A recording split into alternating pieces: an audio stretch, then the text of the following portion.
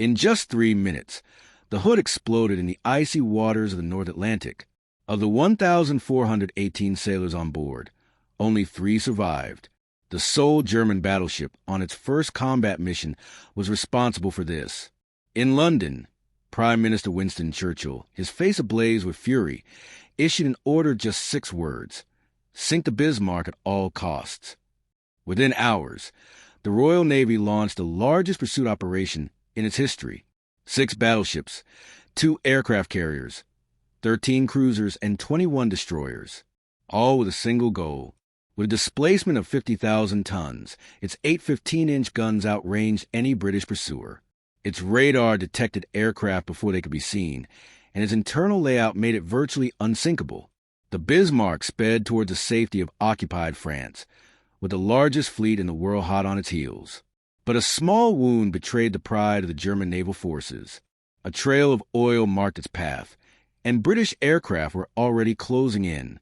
On February 14th, 1939, an icy wind swept through the Elbe River as workers, officers, and dignitaries gathered at the Blohm and Voss shipyard in Hamburg. At the center of the spectacle was the unfinished hull of the new pride of the German fleet, the Bismarck, ready to touch the water for the first time after almost 3 years of construction. Dorothea von Lohenfeld, granddaughter of the Iron Chancellor Otto von Bismarck, smashed a bottle of champagne against the bow, officially naming it.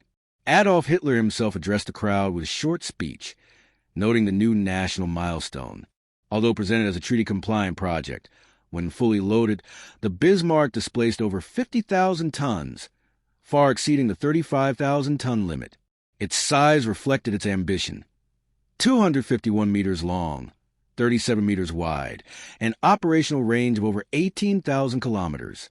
When it was finally commissioned in August 1940, Captain Ernst Lindemann, an officer with a reputation for discipline and devotion, took command of a crew of over 2,200, including nearly 2,000 enlisted sailors. Despite Hitler's and the naval forces' insistence on commissioning it, initial trials revealed a troubling flaw. The Bismarck was nearly impossible to maneuver using only its engines. While engineers worked on a solution, a chain of logistical hurdles, such as an accident in the Kiel Canal, frozen waterways, and congested docks, kept the ship locked down for weeks. Captain Lindemann, stuck in port with his crew, watched with frustration as months slipped away. By the time the Bismarck was truly ready for war, in mid-1941, German strategy in the Atlantic was collapsing. The battle cruisers Scharnhorst and Gneisenau, veterans of previous missions, were damaged and harbored in Brest. Meanwhile, the Tirpitz, the Bismarck's sister ship, was still undergoing fitting out in Wilhelmshaven.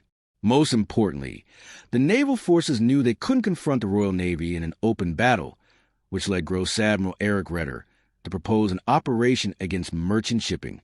The Bismarck's first mission, Operation Rheinübung, was designed with this premise: break the Atlantic blockade, avoid direct confrontations with large enemy ships, meet with prepositioned supply vessels, and attack Allied convoys without restraint. With the rest of the fleet inactive, the operation was no longer a demonstration of force, but a risky gamble. Even the squadron commander, Gunther Lütjens, preferred to wait for reinforcements, but Berlin had already decided. The Bismarck would sail no matter what. Finally, on May 18, 1941, the Bismarck left Gotenhafen under a gray Baltic sky, escorted by the heavy cruiser Prinz Eugen and 3 destroyers. Observing it all was Admiral Gunther Lütjens. The breakout plan depended on a stealthy passage. The English Channel was ruled out, being too narrow, open, and guarded.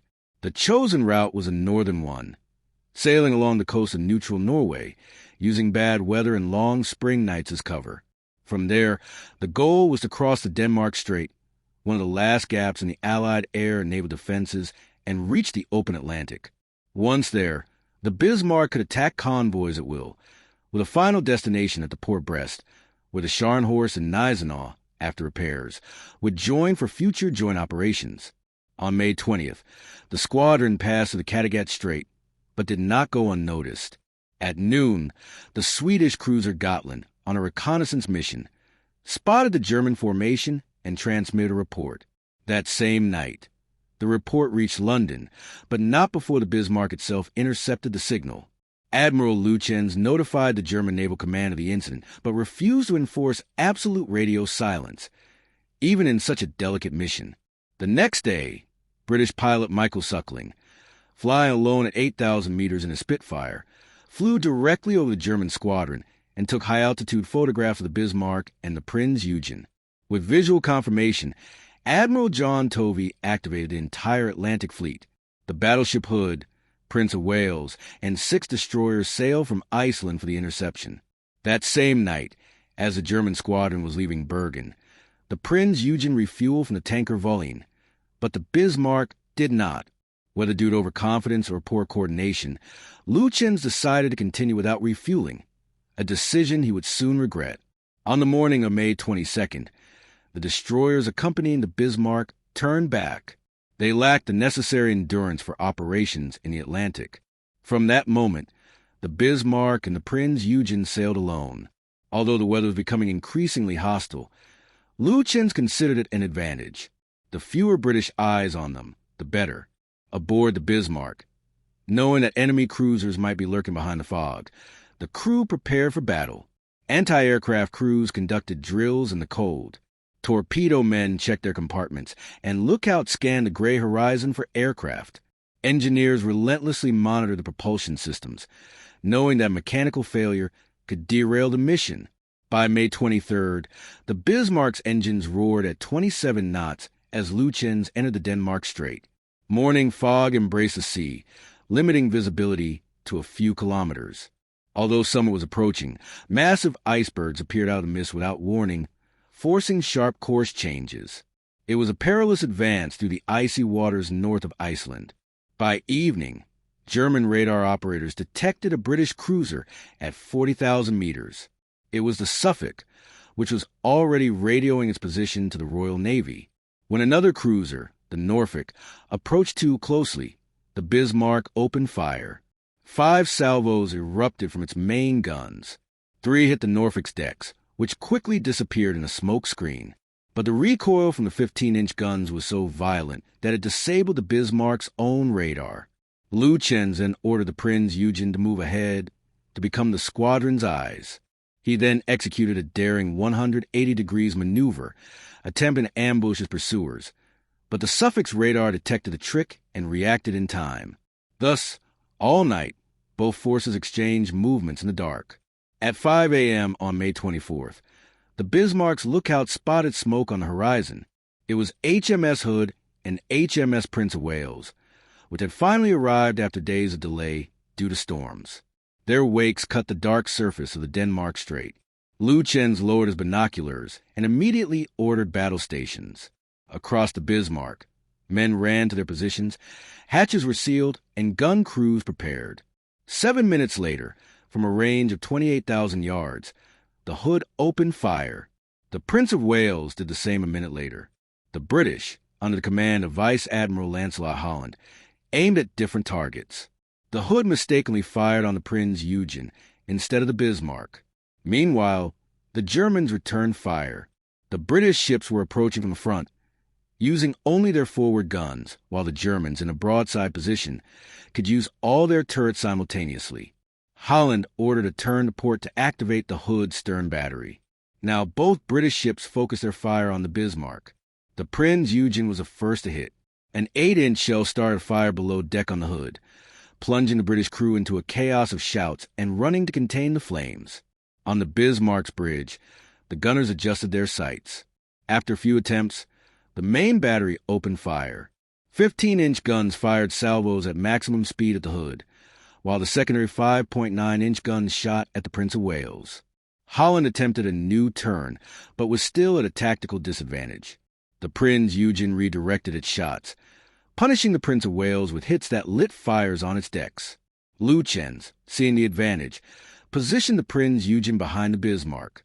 At 6 o'clock, just as the Hood was beginning another maneuver, an armor-piercing shell from the Bismarck penetrated its deck and hit the aft powder magazine. The explosion was instantaneous. The Hood broke in two between the mast and the smokestack.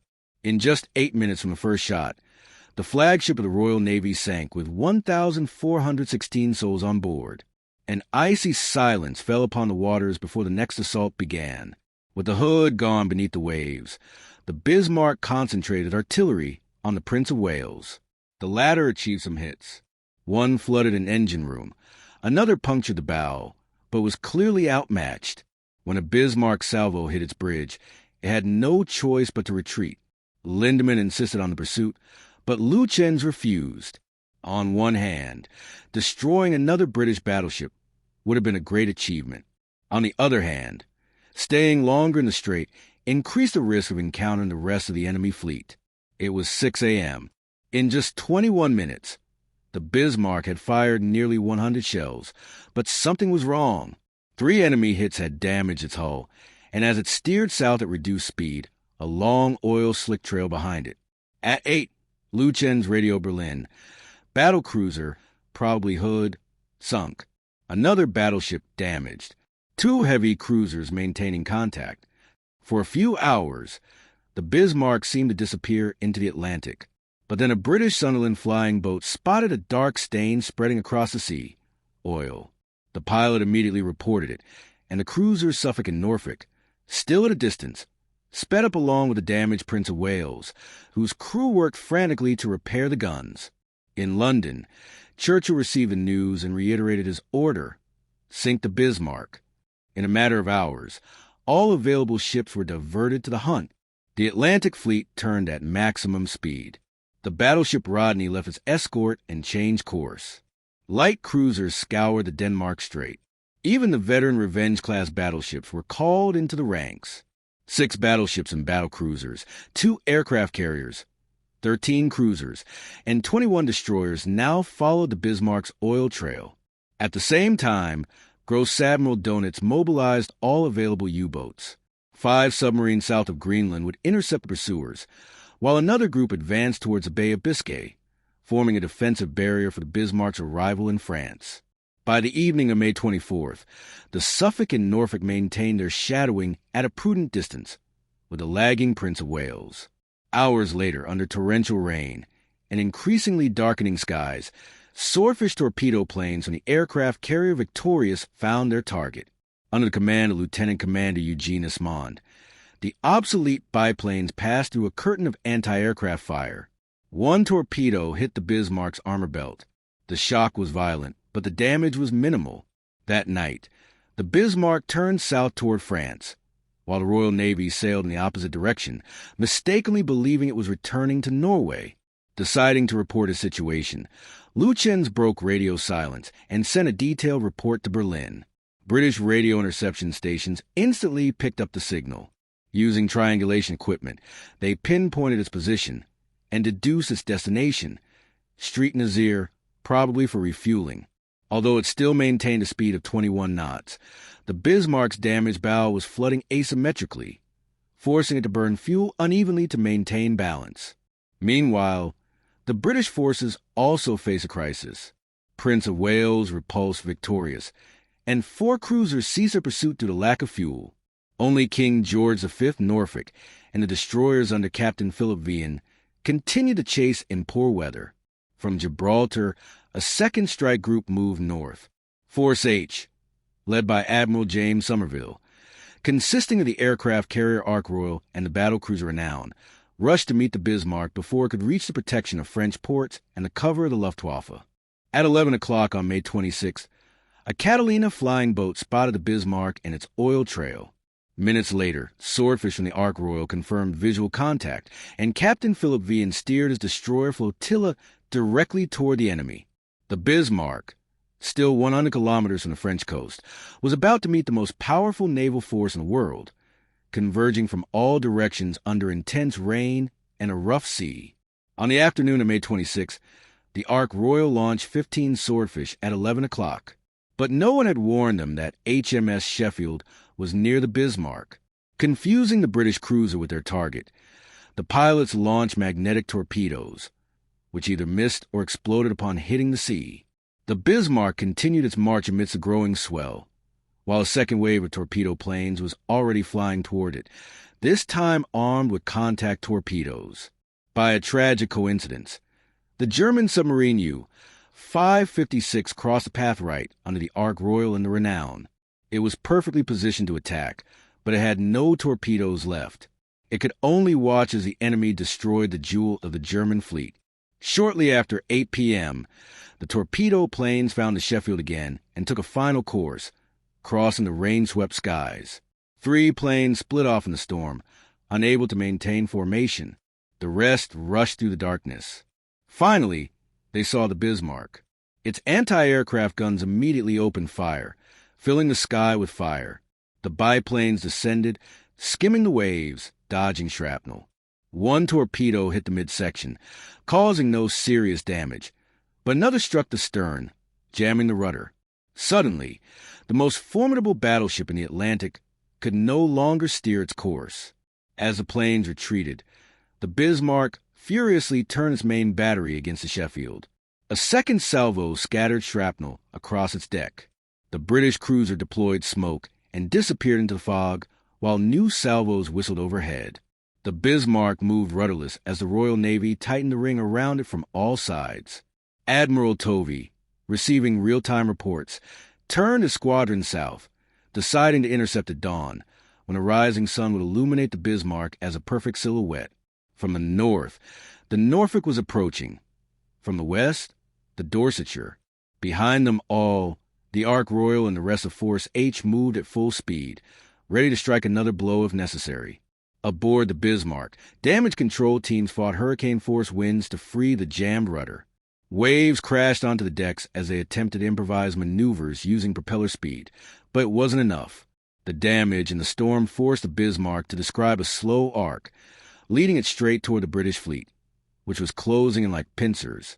Admiral Luchen sent his last message: "Ship unmanageable. Will fight to the last shell. Long live the Führer." An hour after the torpedo plane attack, the storm was still raging when the destroyers Maori and Pio Run spotted the Bismarck through the veil of rain and foam. The Pio Run moved forward with its lights on to show its Polish flag, seeking revenge for the occupation of its homeland. But the wind made launching torpedoes impossible, and after exchanging fire, it withdrew. The flotilla dispersed. Throughout the night, the destroyers attacked in turn. Cossack, Maori, Zulu, and Sikh launched 16 torpedoes. All missed. Nevertheless, the Bismarck's gunners, exhausted and running on pure adrenaline, held their ground, even damaging the Cossack's antenna.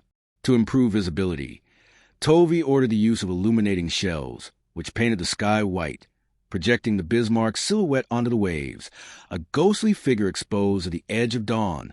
In the depths of the ship, soaked and sleepless, the German sailors endured their last night. With the first rays of May 27th, Luchens ordered the Arado 196 seaplane prepared, loaded with the war diary, photos of the hood sinking, and sealed dispatches for Berlin. But the catapult, damaged in the battle with the Prince of Wales, was irreparable. The aircraft, with a full tank of fuel, posed a danger. The crew had no choice but to push it overboard and watch it disappear among the waves. Luchen sent his last signal, a request for a rendezvous with U-boat U-556. Although nearby, it couldn't receive it as it was submerged. At dawn, the Atlantic awoke under a gray sky, with a heavy sea and northwesterly winds. Tovey postponed the attack until full visibility. The British ships had already surrounded their prey. The Renown stayed aside. Its lighter armor was a risk after the loss of the hood. The battleship Rodney, on the contrary, was given freedom to maneuver to fire from just 15,000 yards. In the fog, the Norfolk was the first to spot the damaged Bismarck and signaled the rest of the fleet. Minutes later, the King George V lookouts distinguished its silhouette just 25,000 yards away. The Rodney fired first. The flagship battleship closely followed. The Bismarck returned fire, but unable to maneuver and tossed by the waves, it barely achieved a partial hit on the Rodney. Shortly after 9 o'clock, the Rodney's 16-inch shells hit the Bismarck's forward superstructure, destroying the main fire control system and killing almost the entire staff. In a matter of minutes, its forward turrets were put out of action. The aft command post briefly took control before being silenced. The cruisers Norfolk and Dorsetshire also joined with their 8-inch guns. One by one, the The Bismarck's main guns went out of action. First, Officer Hans Oels, now the senior living commander, went through compartments, given a scuttling order: open the watertight doors, cease repair work, prepare explosives, abandon ship. But a shell from the King George V pierced the armor and exploded in the aft mess hall, killing Oels and over 100 men. Engineer Officer Gerhard Junak then gave the final order to activate the charges and evacuate the engine room. The Rodney approached to less than 3,000 yards, firing salvo after salvo at the already destroyed superstructure of the Bismarck. The King George V stayed further back. Its shells fell vertically onto the decks. By 10 o'clock, both British battleships had almost exhausted their fuel. The Bismarck listed to port. Its stern slowly sank. Tovey ordered the withdrawal. A torpedo from the Dorsetshire hit the starboard side. The Bismarck began to capsize. It disappeared under the water. In 106 minutes of combat, the Royal Navy had fired almost 2,800 shells and achieved hundreds of hits. The following morning, the Dorsetshire and Maori rescued 85 and 25 survivors, respectively, from the icy Atlantic. But the supposed detection of a periscope forced the Dorsetshire to break off the rescue, leaving hundreds of men in the water. Midshipman Joe Brooks of the Allies jumped into sea to rescue wounded sailors. Among them was one without arms, who held onto the rope with his teeth. But Brooks nearly drowned when the cruiser left. In total, only 109 Germans were taken home by British ships. Later, U-Boat U, 74 rescued 3 men from a raft. The German meteorological ship Sachsenwald rescued 2 more. The Spanish cruiser Canarias found no one. Of the Bismarck's crew of over 2,200, only 114 survived. Amidst the ruins, the legend of Germany's most formidable battleship came to an end